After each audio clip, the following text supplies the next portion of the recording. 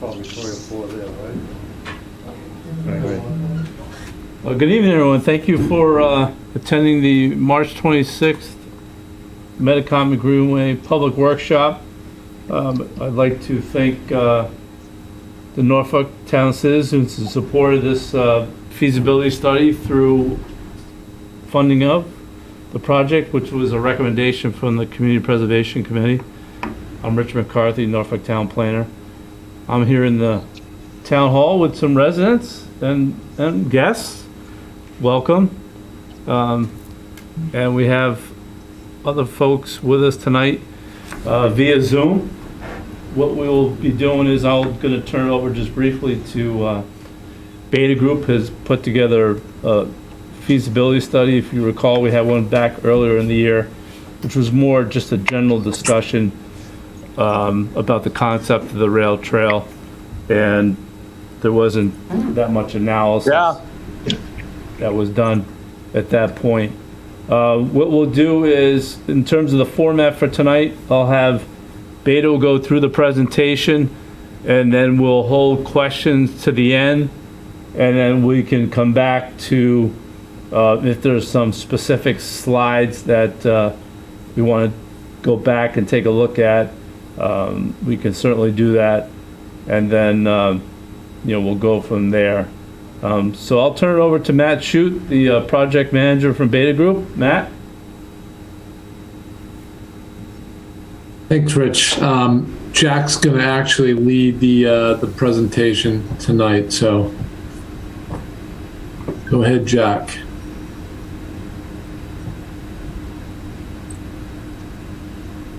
You're on mute, Jack.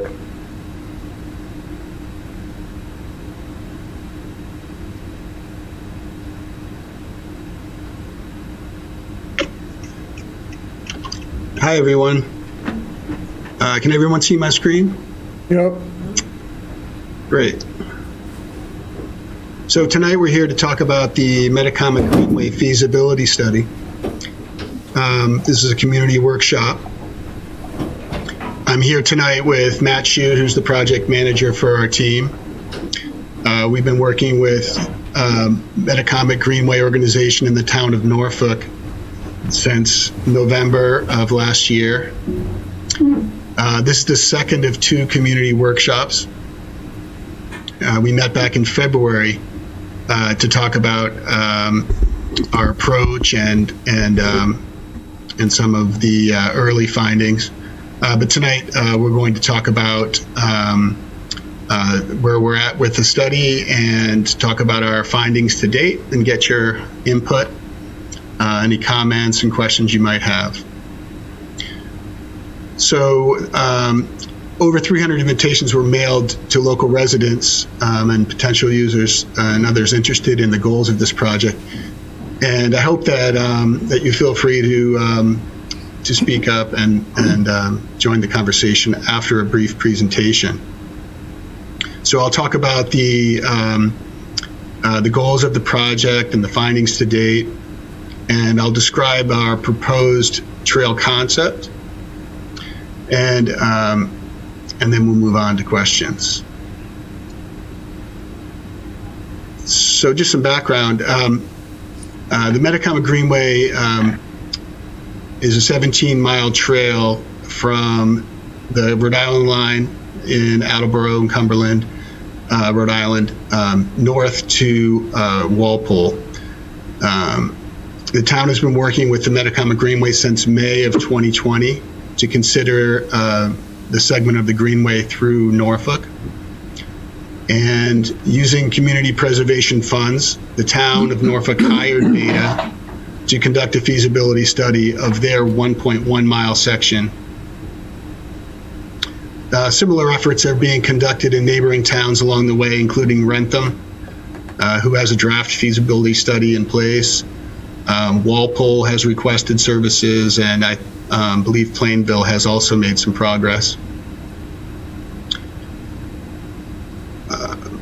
So since February, when we met initially, we've been working to put boots on the ground and to assess the feasibility of a greenway along this the specified corridor.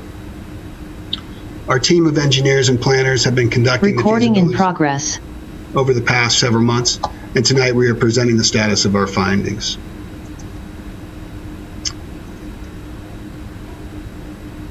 So what is a feasibility study? So a feasibility study is a high-level look at the concept of a trail along the proposed corridor, and our recommendations will help the town make future planning decisions related to the Greenway.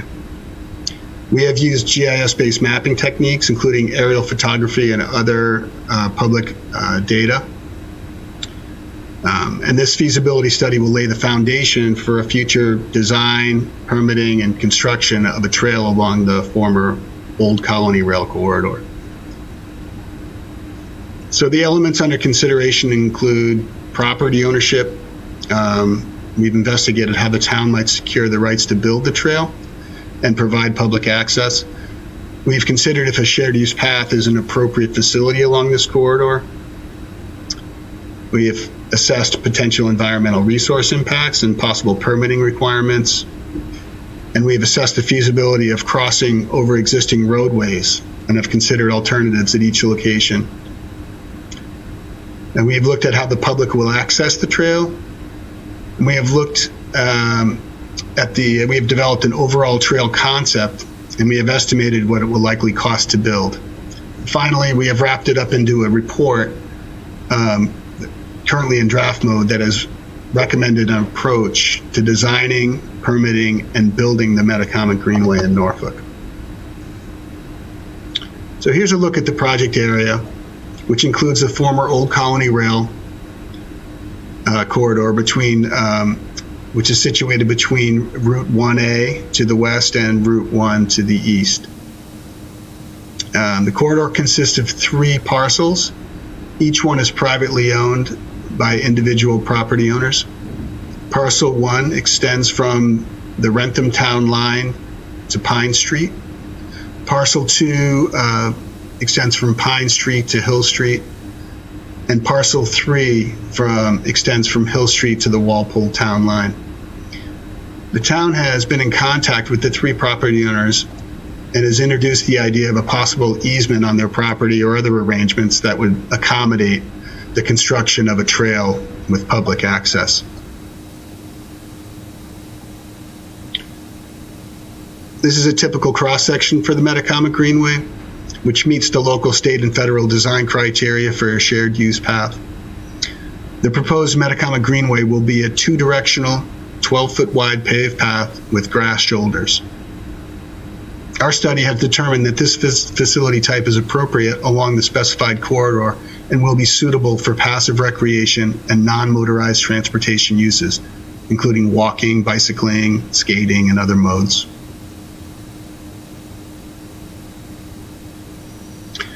Our conceptual alignment looks like this.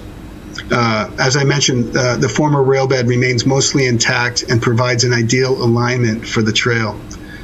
Where the corridor crosses existing roadways at Pine Street and at Hill Street, we have assessed the feasibility of the 2 alternatives, which include bridging over the road and an at-grade crossing of the road.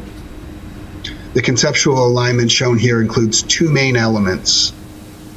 The primary alignment, which consists of the trail along the center line of the former rail corridor, and 2 alternative alignments at each road crossing. The total distance of the project area is a little over a mile. So let's take a closer look. This is parcel 1. Here's what our conceptual alignment looks like from the Rentham Town Line to Pine Street. So based on the Rentham study, their trail will approach the Norfolk Town Line along the former rail corridor, and we'll pick it up here. This segment between the town line and Pine Street is approximately 1,000 feet. Note the primary alignment in green. The 2 alternative alignments are shown here as well. The purple line shows an approach to the at-grade crossing of Pine Street, which gradually slopes down to road grade. The dashed blue line shows a bridge crossing. The pink line shows the existing sidewalk along Pine Street. When considering a preferred alignment, we combine the primary alignment with one of the alternatives at each crossing location. Here's our conceptual alignment from Pine Street to Hill Street with the alternative shown at the crossings. This segment is approximately 1,100 feet. And from Hill Street to the proposed Greenway alignment continues along the former rail bed past the former Southwood Hospital site to the Walpole Town line. This segment is approximately 3,300 feet. The town of Walpole has expressed an interest in continuing the trail from this point, possibly to connect to the new recreation complex off of Dedham Street.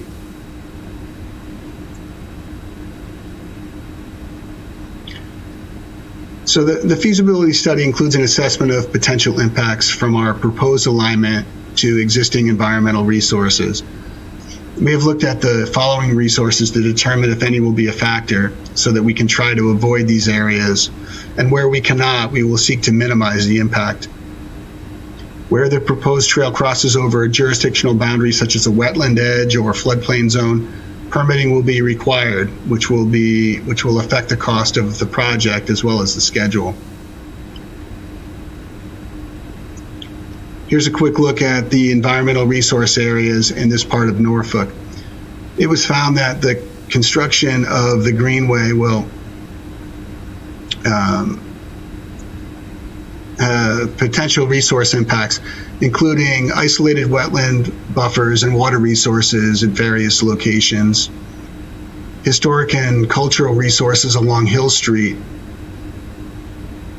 and hazardous material resources associated with the Southwood Hospital site.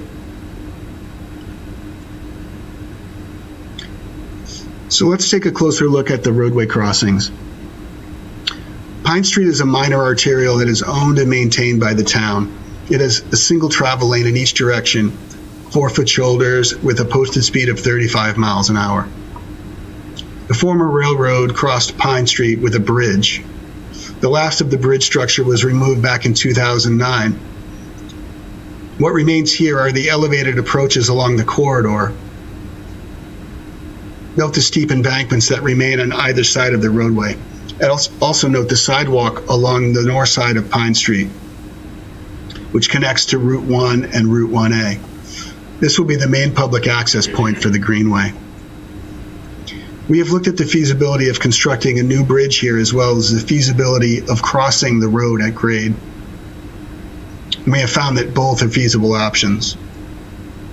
Based on FHWA standards, a high visibility crosswalk markings, nighttime lighting, and advanced warning signage would be required at a minimum here. Additional design and study may determine further treatments are necessary to ensure that minimal safety standards are met at this location. So here's an example of an at-grade pedestrian crossing of a 4-lane road in Milton, which is a beta design. The signal type used here is a pedestrian hybrid beacon, which may be an appropriate treatment at the Pine Street crossing. Further traffic data collection and assumptions on the future pedestrian volumes will determine if this type of signal is warranted.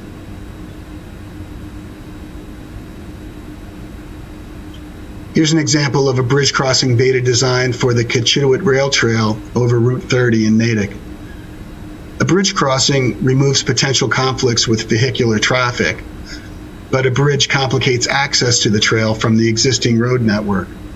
It also is considerably more expensive.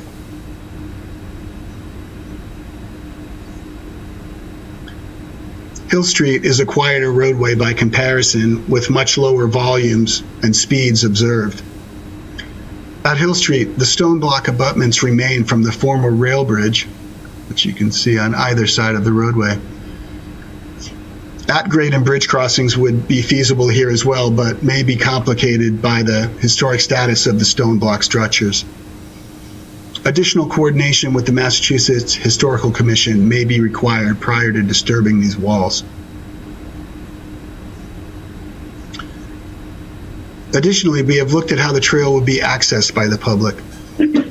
Access points may be from the existing roadway crossings, or maybe other planned facilities yet to be constructed. Additional amenities may include parking, approaching walkways, lighting, and wayfinding signage. All elements of the proposed trail, including access points, will meet or exceed the minimum requirements of the ADA and the Massachusetts Accessibility Code. Additional considerations should be considered for public safety as well. Local police and fire officials should be engaged during design to determine adequate access for their operations and equipment.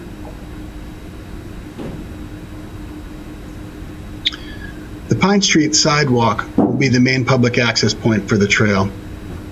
Both the at-grade crossing and the bridge alternative will need to provide an accessible route from this point, likely from the sidewalk on Pine Street.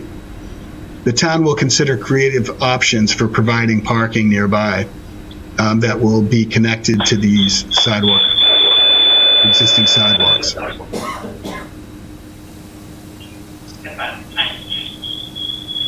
And of course, we looked at how much the trail will cost. After combining the cost for constructing the primary alignment with the additional cost of the road crossing alternatives, the cost of constructing the overall alignment will likely fall between 2.3 and 6 million.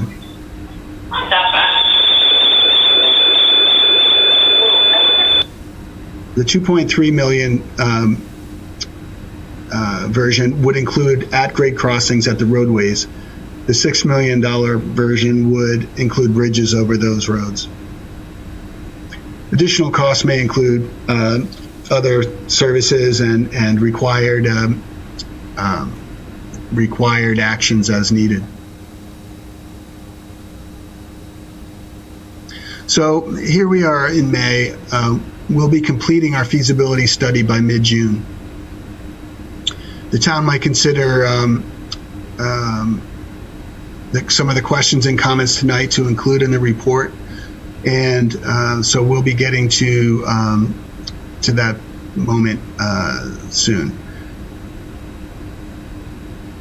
But before we do, let's talk about next steps. So once we update our feasibility study and finalize the report,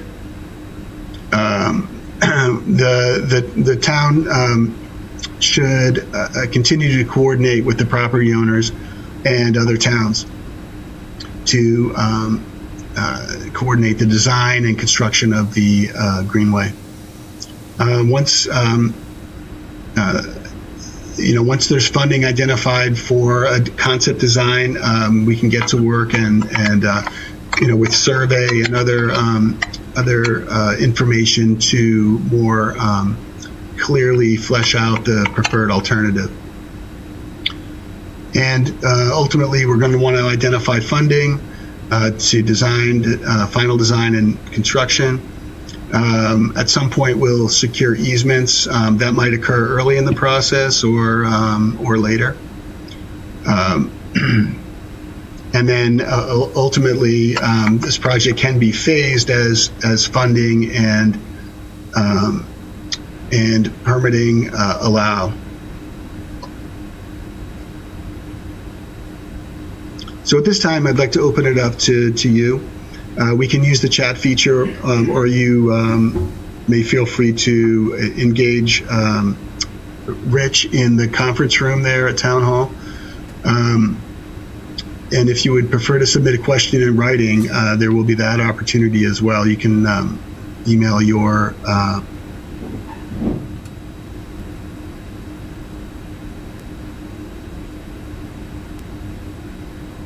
So this time, if there's questions that people want to have, you can use the raise hand function in terms of if you're remote on Zoom. And, I do see a question. Walter Byron has a question. Walter?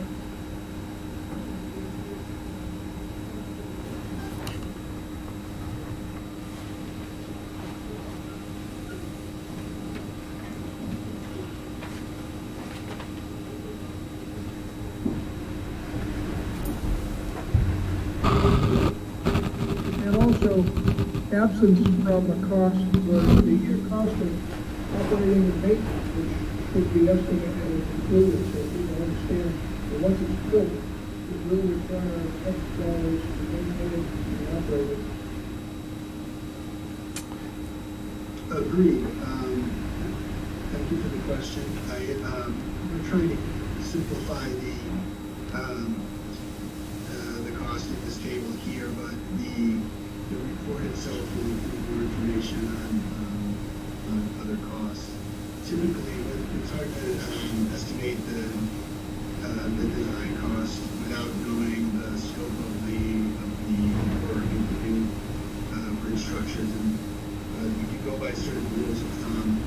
Typically, 15 to 20% of the construction budget would be set aside for design. Included within the 2.3 million, for example, or on top of? That would be in addition to. In addition to, okay, all right. That would be in so it's addition clear. to. Thank you.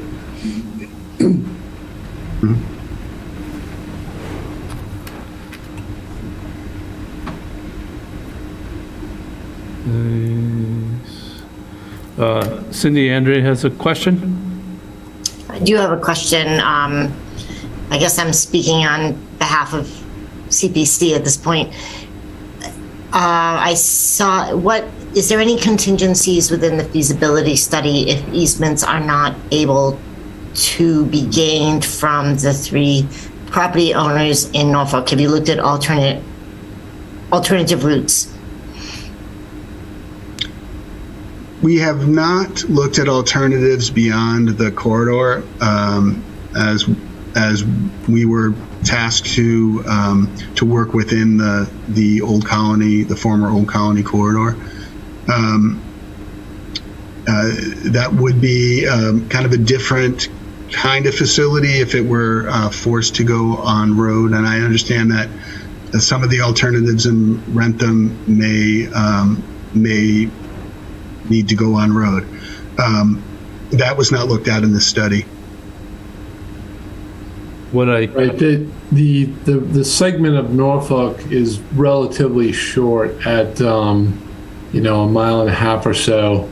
So, once you start deviating from the former rail corridor, it becomes basically an on-road bike facility, which, that, as Jack mentioned, that really wasn't the scope of the study, unfortunately. What I can say in terms of some of the discussions that have gone on and continue to go on in terms of the private property owners, there is, in terms of parcel 1, which abuts the Rentham town line, that property owner, I think, has a good understanding in terms of the project and really doesn't, I would say, necessarily have any really plans that would alter that layout in terms of future considerations for it. I won't say, I think they recognize the scope of the project and they have familiarity as being a Rentham business of what's going on in Rentham. So I think they have a good basis of it in terms of their property. This parcel 2, which was really the backbone of this per se, I would say, between Pine Street and Hill Street, as some of you that are more familiar with in terms of CPC. There has been discussions with the new property owner of that property, and their interest is to develop a property in a residential fashion, similar to some of the houses that are already being developed on Hill Street and Valley Street in that area. With that thought in terms of development, they've already have developed and had considerations how their project could integrate with a trail, so they work together. So they're, in fact, supportive in terms of a rail trail as a greenway being complementary to residential development. So they're, I think, pretty supportive of it since they've already gave consideration to it. They're not quite ready to come forward yet formally to the town in terms of permitting, but in the preliminary stages. And then to the north, which is obviously a lot more complicated site because of Southwood and the hazardous waste that needs to be investigated in future development. However, the rail corridor, from what's been, at least, I think, goals for many folks, a rail trail greenway will be complementary.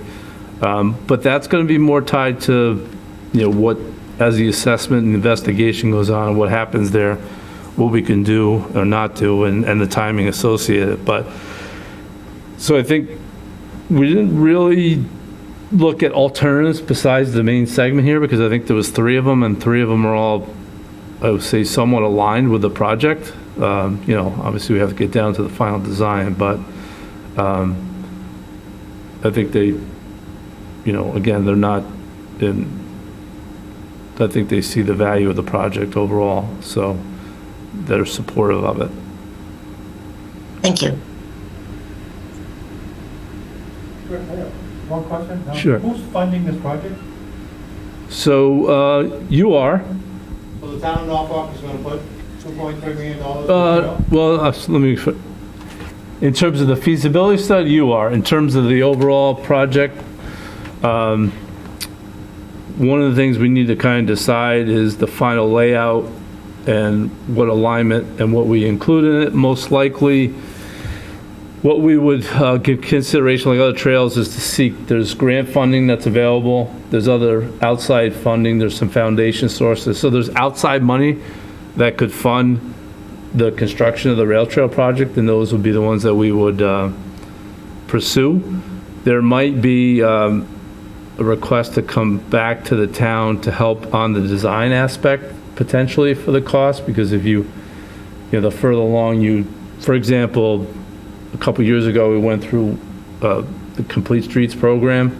We identified some different uses, and there's money available for construction for these types of projects, and rail trails kind of fall into that category. But the design is where sometimes you have to chase the money for, and so we're going to pursue outside funding at first. Do you have any idea what percentage would be outside funding, or what percentage would be Norfolk funding? I think from the start, my objective would be to have the full design, the construction costs outside the town to do that. Did they do a traffic study on Pine Street? They took a look at existing data, they haven't done to the next level of detail. That would be in the next phase of it. And the reason why was Jack was mentioning in terms of different options for, if they go with the at-grade option, we need to do some further traffic analysis to figure out what could be done there or not.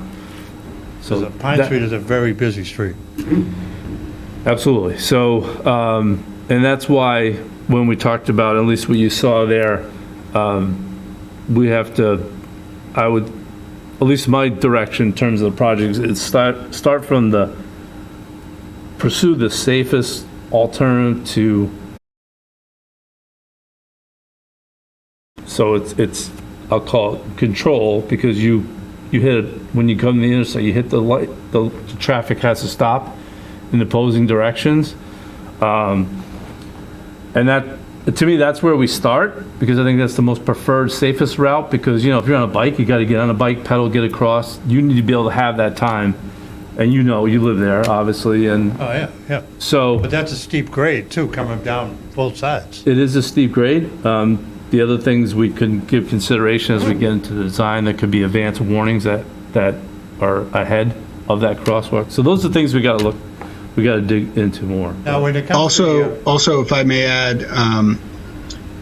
the grade, the proposed grade for approaching the roadway crossing would be minimized for 2 reasons: for safety and comfort, but also for accessibility. So, we'll have to modify the grade of those approaches as they are now to accommodate those. Now, when it comes to the abutment on Hill Street, there is a runoff stream that's covered under the abutment? You know that? Yes. Yes. And that's actually done with, I think it's granite boulders? Yes. Yep.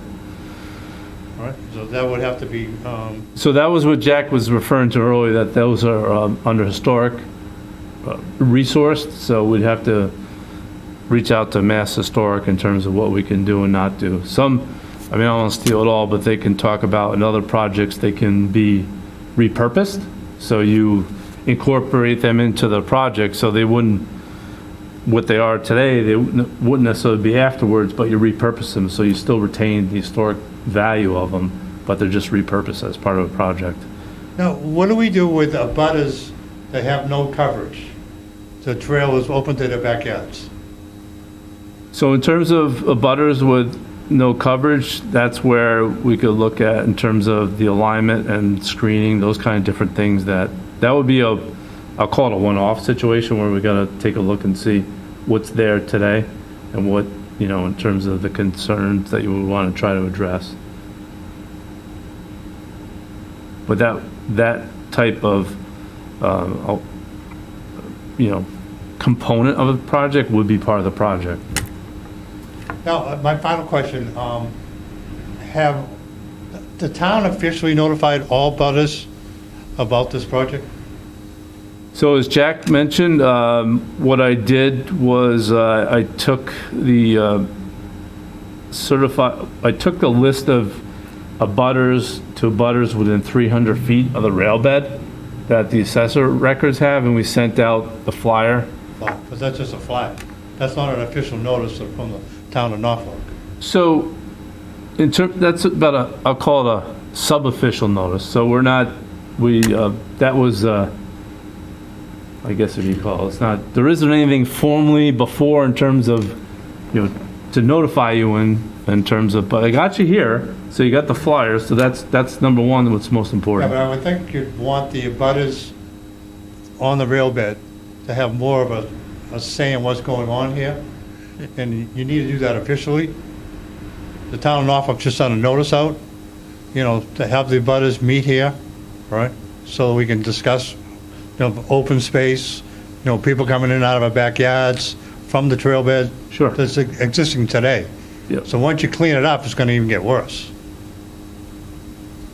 Generally And you're gonna speaking, I've lived there for 40 years. yep, I can tell you, they're in the trail bed, they'll go through your yard, dogs, bikes, motorcycles, the whole 9 yards. That's why we put a fence up to stop it. So, I mean, I think the abutters along that Norfolk line should at least have some major impact on what happens here as far as the open spaces, so that people don't get in their yards. yeah, so as part of this project, we're probably more so involved in the next phase of when we get in, hopefully it moves to the next phase, we could have the one-off meet, in your case, or whoever else, to meet on site and discuss those things and talk about how to address them. I mean, those things can happen, generally speaking, when these type of rail beds that are not used in more of an official capacity, like a greenway, those things do occur. But not in all cases, but in majority of these cases, when they get converted to become kind of an asset in terms of a recreational feature, there's other people there who, it's kind of eyes on it, people are using it, people are more aware, and they're more respectful of, it's actually a more defined space, public space. It's not necessarily right now. Well, some are trespassing, honestly, right? Because not even on public property, but generally, these projects, they go the opposite way when you start to introduce them more formally. There's, One other question, right? Is the town of Norfolk gonna have to spend resources on this trail? Are we gonna have to hire more help for this trail? in terms of more help. Maintenance, security? So in terms of maintenance, that's part of the feasibility study to look at what kind of maintenance that we're talking about. So we'll have to answer those questions, yeah. I mean, I think, We're not gonna plow it, right? I don't think we'll plow it, but if it could also become something in terms of so if there becomes a demand and people want to have it plowed to use it, then maybe that becomes something option. But that's kind of the discussion we need to talk about. Generally speaking, they're not plowed, but and typically you don't want to necessarily plow them, because you could, you know, snowshoe, you could cross-country ski on, so you just use them alternatively as opposed in the wintertime. We did, and Jack mentioned it in terms of public safety, that's something we'll be talking with the police department to be able to patrol it. It's not a big stretch. And, you know, there's one thing to be said about the at-grade options. It makes it a lot easier for the police to be able to gain access to patrol and those kind of things. Are there gonna be cameras on the trail? And there potentially could be cameras if that feels, Well, these are all questions I think the abutters would like to put on the table and, Sure. you know, and get a discussion on. yeah, yep. Absolutely. Yes. What's the purpose of having a paved trail? The paved trail, it just makes it, in terms of more usable, so, Okay. you know, in terms of if you wanted to, you know, it's a more friendly surface to use. You could, you know, I think, you know, in terms of if you have little kids, you're trying to have them bicycle on it to use that surface. You don't have to use pavement, and we'll look at the alternative. You could use a hard packed surface that's accessible. Some trails do that. Yeah, I mean, you know, there won't be much woods left in that area, and it'd be just nice to have a wooded stretch without pavement. I mean, that's the way I look at it, but it's just a question. My concerns about safety are things like you will never stop people from walking their dogs off leash. And I've had incidents where people have gone down that railroad bed 6:30 in the morning, and I don't know what a boxer weighs, 40 pounds to 60, I don't know, male, female, come blasting up the backyard of my house. I got two 6-pound Pomeranians. I grab them. The dog jumps on me, right? The guy who owns the dog, I know who he is. I don't know him very well. He comes running up into my backyard. He can't control his dog. I grabbed my dogs. I said, you know, there's a leash law, and I went in my house. And he was out there trying to get his dog. You will never stop that. I don't care how many signs, you'll never stop that. So what will be done about that type of a thing? So in terms of right now, it's private property, so people they're just using it and Trespassing. They're trespassing. Yeah. So it's not in terms of official public space. In terms of, you know, this project hopefully moves forward and gets implemented, becomes a park space where we have the similar rules that we have in town to, you know, not off the leash. You cannot stop, I understand. You're not going to stop them. You can't stop everybody, but when it becomes a more public space where we hopefully come together as a community and abide by some of these rules. Yeah. I go in the state forest, and there's people that don't keep their dogs on leash, and there's people that do. Most people keep them on leash. Some people don't, but they can control their dogs. Sometimes there's an idiot, and that happens. Right. Off leash. One of my neighbors, one day, his daughter was home by herself.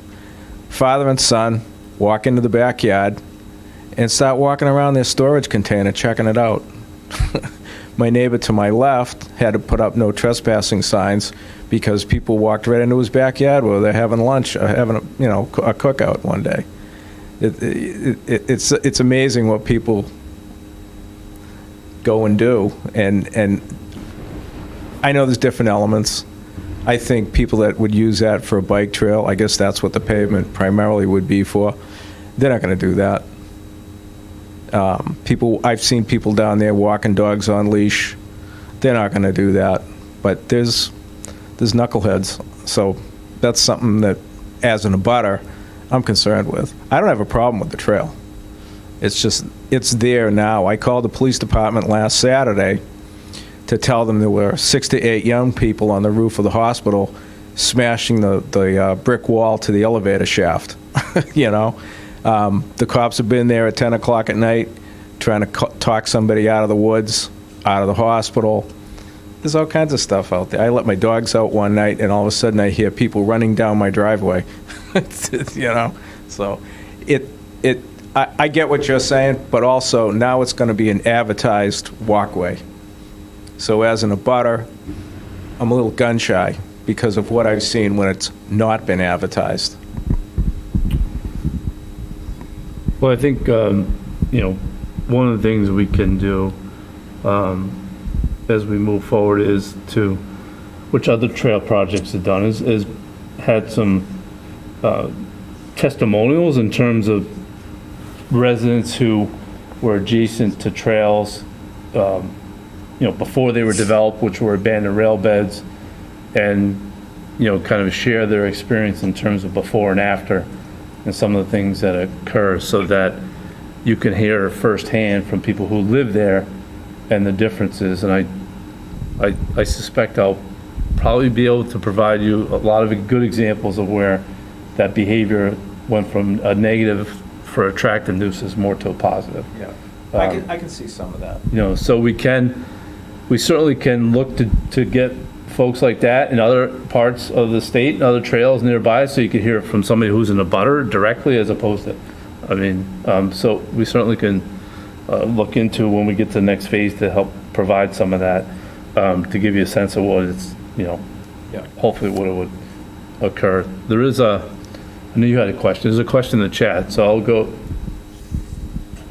My question has to do with, have you thought about fencing in certain areas, like an anchor fence to somehow, control the wandering free dogs and people?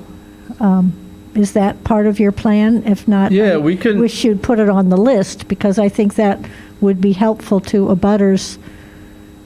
Yeah, so part of these projects, that's kind of the elements, and so when you saw that preliminary budget that they had there, those type of things that we're talking about become added into the budget, which is fine. I'm not saying there's not. I think the thing yes, the short answer is you can do those things. What we want to be thoughtful about is, do you really want them? Like initially, I think, and there's been examples of trail projects that people wanted fences and they wanted that barrier between them and the greenway, and then they removed the fences because they wanted to have access to it. So, we could think about those. There also could be plantings too. It doesn't have to be a fence necessarily, but for sure. I mean, if it's a real, if there's so yes, those things come part of a project. There's a ton of wildlife back there. They're taking it on the chin. They're losing so much land back there. The last thing I want to see is a fence for the poor deer to try and get through two sides possibly. And the other thing, Hill Street is changing drastically, to a residential neighborhood. So a traffic study needs to really be done on Hill Street. What the future use of that street is going to be. Well, I'm in some ways I'm hopeful, and others feel the same way, that this project is something that becomes an asset where there's that investment in that area in terms of improving the condition that's there today. So to your point, so the team talked about access to the rail trail from Hill Street. Well, part of that would be part of looking at Hill Street, what's there, in terms of, as it's been developing residentially, there's going to, you need to make accommodations, but also make it a better public space for people in the area too. So it's kind of, you're hopefully going to see additional public investment in that area that you're not necessarily seeing today. There is a question. So what would be anticipated economic benefit to the town increase in property value for having access to the designated recreation facility? There are, and I think if we go to Metacomic, Zach McKeever is on, and there are other people from Metacomic Greenway, we can get you in terms of the Greenway projects,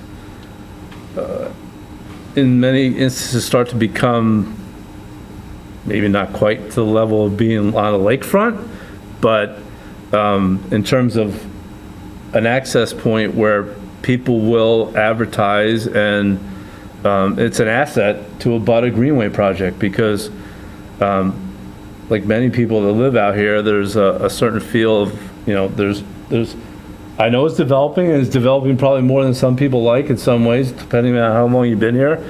But that feel more openness, woodland, outdoor recreation at your back door is definitely an asset. And people look for that, So I would expect, I think it would increase, hopefully increases your property value, but not in an assessment that you get taxed more on. How's that? It won't increase, it won't increase my property value, I can tell you that, right? Let's say that, I think it should have, and we can provide, and I think we might have some, to the Metacomic Greenway, some links in terms of that type of information available for people. If we don't, we can, so I should have mentioned earlier, but so this is a Metacomic Greenway, but we also have the Metacomic Greenway Association. Some people on this call are members, and they've really been, to me, an exciting piece of the residents that there's some abutters and that are kind of grassroots support of this project to get to this point. So it's certainly in the report. We'll certainly emphasize them more. They're actively involved. They're an active group, which is, not just for Norfolk, but the entire corridor, to be that arching group to help address these concerns too. So they're an asset for sure in this type of project. If you haven't, June 4th, they have, well, I don't know if I think it's open to everybody, but they're having a big 1-year anniversary coming up. Certainly join them, and then they're available as a resource too, to help out. Cindy? Yes, one other question occurred to me as I've been listening, and that is the feasibility study has been speaking about having Pine Street, Route 115 as being the main access point. There are several commercial developments there. Has any thought or assessment been done as to parking? For instance, if someone wants to come from the far other side of Norfolk or from wherever, Rentham, and park, has any thought been given to where parking could be? Yeah, so we did some preliminary, I will say, full disclosure, I haven't reached out to the Pondville Medical Center yet, but it's something we've already talked about as being adjacent to the rail trail, the Greenway, that is accessible from the sidewalk as well, as an area where could serve as a nice location for parking. Certainly, certainly not Four Kicks. Obviously, Four Kicks has got it full of parking and people using it, so it's not, and of course it's on the other side of the street too. But the medical center, I think, is a kind of a good fit potentially for that. So we're gonna have some discussions with some of the businesses, because obviously the preference is to utilize sharing some of that parking as opposed to necessarily have to create new parking if we don't have to, per se. But hey, Rich, this is Zach McKeever with Metacomic Greenway Association. If I can add to that too, Cindy, thanks for joining tonight. Walpole will have probably the most northern trailhead, and they should have a lot of access for parking at the new recreational facility on 1A. And they are sort of actively seeking to go right into design with a small portion of the trail. So while we're talking about feasibility, they own the property, and they have some resources they believe set aside to potentially construct it themselves. So it's more likely, I think, than not that will, be a sure thing, assuming as the Norfolk section moves forward, which, right up the street from Norfolk would provide plenty of parking as well. So. Yeah, good to know. Thanks.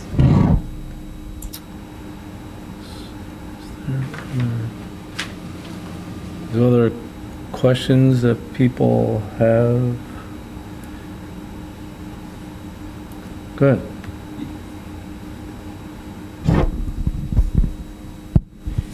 You had mentioned a bridge, the possibility of a bridge instead of, a crosswalk or lowering the old hills there. Thinking of the future, especially if the hospital turns into a monster development, wouldn't a bridge just make the traffic issue more manageable? I mean, it costs more money, but I'm thinking of 5-10 years from now. Yeah, it certainly could, and we could also, and maybe, defer to Beta in terms of what I'm going to say, and if this has been done, I could envision, maybe it's an at-grade crossing now, and then as time evolves, that we need to pursue convert it to a bridge. Yeah, I mean, pulling out of Everett Street's a chore as it is. You start having people walking across or bicycling across, especially on a game day. It's gonna be hilarious. Like last Saturday was with the concert was from Franklin. It was crazy, Yeah.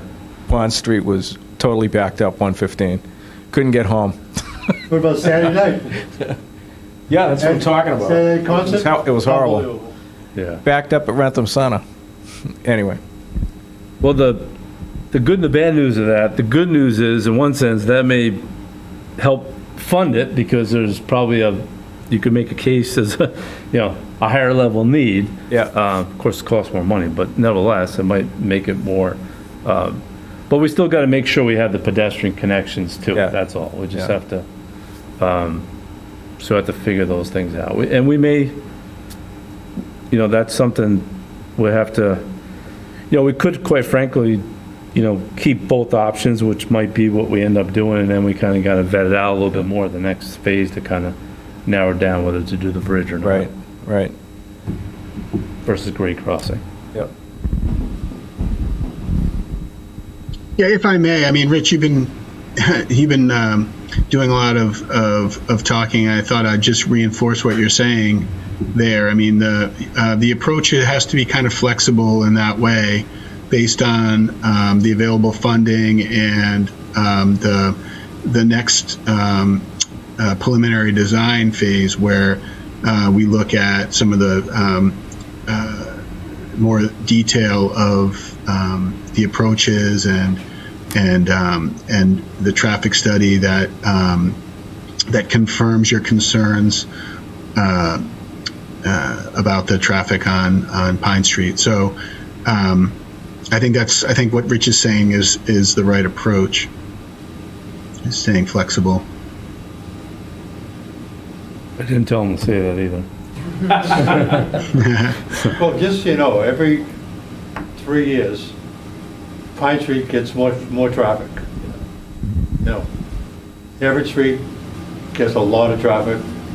Hill Street gets a lot of traffic on game days, events, so that traffic study has to be done probably on a game day, because that's the maximum traffic just going down those streets.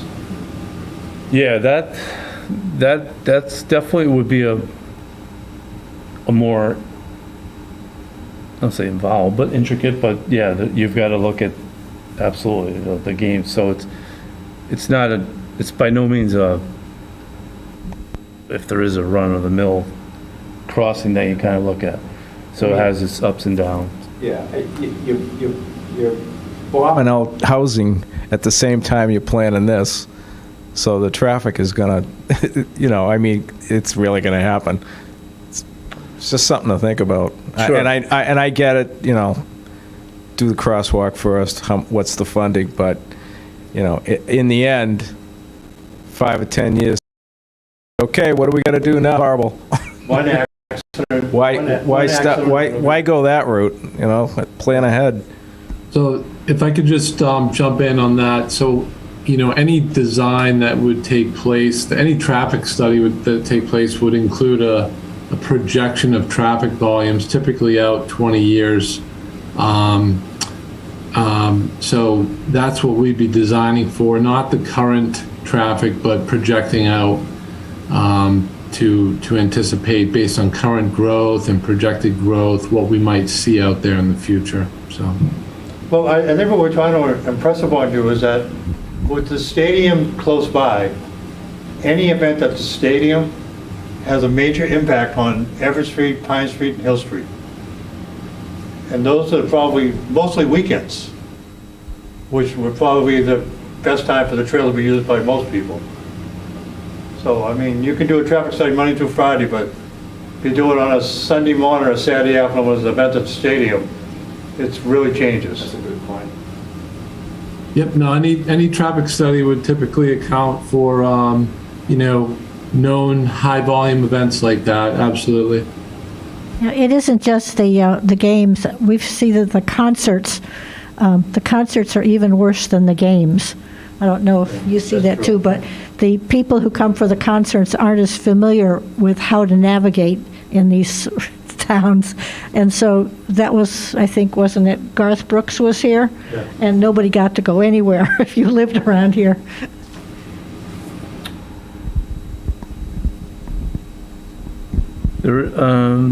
Walter, do you have another question or your hand? Yeah, Okay. another question, Rich. It's kind of out of the box, but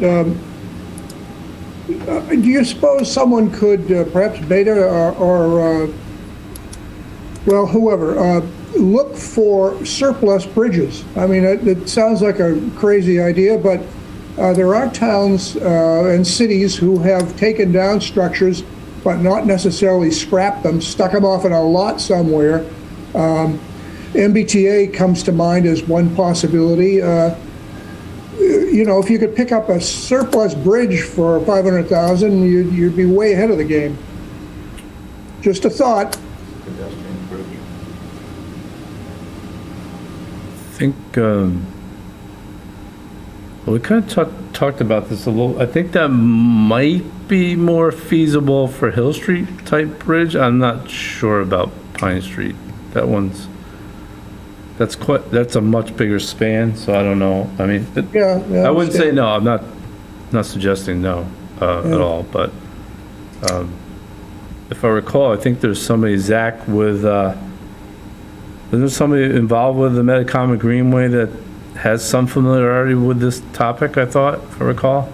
Yep, that's right, Walter, and that's a good point. There certainly is projects that get started and they plan for a bridge, and then for whatever reason they get halted, and they're just sitting in the graveyard out there, so to speak. So yeah, we have an engineer that's part of our board of directors who has mentioned that to us, and I think has a connection somehow to the company or firm that owns said bridges. So. Oh, good. That will be explored then. That's good. Thank you. Yeah, I don't want to really underemphasize how important I think is in this case, because they have a lot of talented people who are volunteering and as part of the whole regional project that have expertise in this too. So they're, and it just kind of struck me, Walter, as you said that. I remember talking about that with Zach. So I feel, we could extend our value with this in terms of the project for the region, because we have people who have done these projects too that can help out with us on these topics. Cindy, is that another hand question or? Yeah, sorry. Hopefully the last one. I'm just curious, what is the timeline for the completion of the feasibility study? Let's see. Was it June? Is that? Yeah. Yes, so we have the draft feasibility study in hand. We're waiting to receive final comments. We're hoping to get those final comments by June 10th. And then we will make updates, hoping to get the final study completed by the end of June. Yes, thank you. I do now realize you showed the slide before, but it didn't stick in my mind. That's all right. That's Thank okay. you. Thanks for the question. And we actually, in part, we held at the moment for this meeting so we could give presentation, give feedback from abutters, residents, interested people as they get to the next phase to finalize the final report, so. Chuck? Yeah, thanks, Rich. My name's Chuck Adelsberger. I'm from Rentham. I'm on the Metacomic Greenway board, and I just want to credit Norfolk for the efforts that they've made to date. Rich and Zach and Beta have done a great job. We're working closely with them, with our consultant BHB in Rentham, but I just want to advocate for the project. I know that there has been some great discussion, and we've had it in Rentham as well, but I want to credit Norfolk for the job that they've done to date. And likewise to you, Chuck, as our partners in this in Rentham. Bonnie?